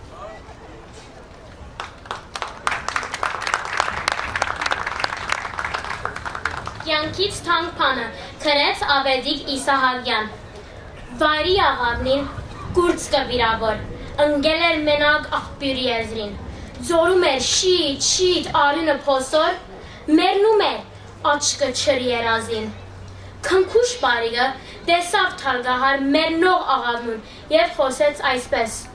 «Տուր ինձ այն, ինչ որ թանկ է քեզ համար, են թանկագինը կյանք տամ իսկույն քեզ»։ Վայրի աղավնին խորհում էր ինքնին, են թանկագինը կյանքն է անպատճառ, ախ, ծաղրում է ինձ աղբյուրի ոգին, լավ, թող լինի, դուր և նորից առ։ Բարիգը ծողեր սրսկեց վերքին, աղավնին փաթեց աչքերը ոսկի ու թևին տալով ձափեց խնդակին։ Երբ կուզես կյանքս նազելի ոգի, թե վերդ կուզեմ կյանքդ քեզ լինի, թե վերս ինչպես, երբեք, առանց թրիչքի կյանքը քին չունի, կյանքս առ թրջունն ասած սրդափել, թրիր սիրելիս, ազատ ու վայրի, թրիր ու ասա ստրուկ աշխարհքին, թե ինչն է թանկը կյանքից ավելի, ասած չրերի լուսեղեն ոգին։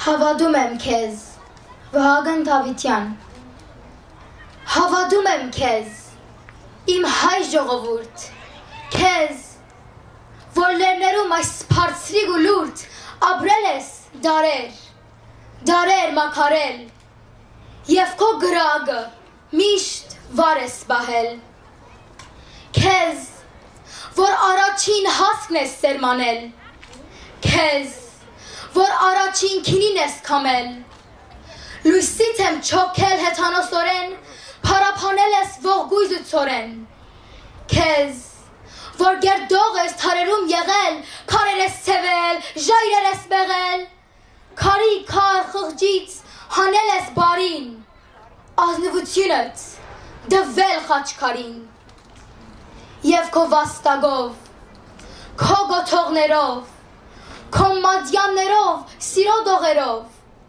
քողցան երգերով, խորում վերքերով, և խոյանքներով քո լույս հանջարի գանկնել ես թարեր, սրից եմ չարի։ Հավատում եմ քեզ, իմ հայ ժողովուրդ, քեզ, իմ դարաբանք, իմ խորին խորուրդ, քեզ, որ դերձորի խորշակով կիսված, և այդպես ցրիվ, և այդպես կիսված, ապրեցիր նորից դևեցիր, թևի երազդ, նորից թևեցիր։ Հավատում եմ քեզ, քո արմատներին, քո հոգու թաքուն խորխորատներին, բիրդ ու բարբարոս քո գարդրությանը, խոնար ու փխրուն քո թախծությանը, քո հին արյանը, քո արյան կանչին, քո հզոր լեզվին մեծասկանչին, քո մաքուր քինուն,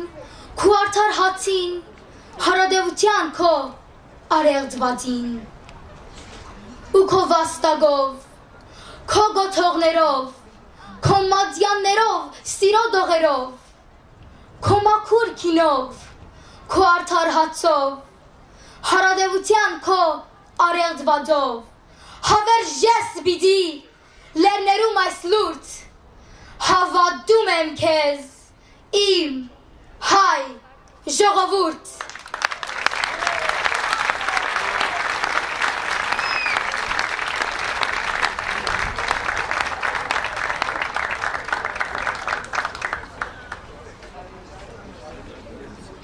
Եվ մեր վերջին ներկայացումը պիտի ելա քույրերու վարժարանի կողմէ խմբերքը.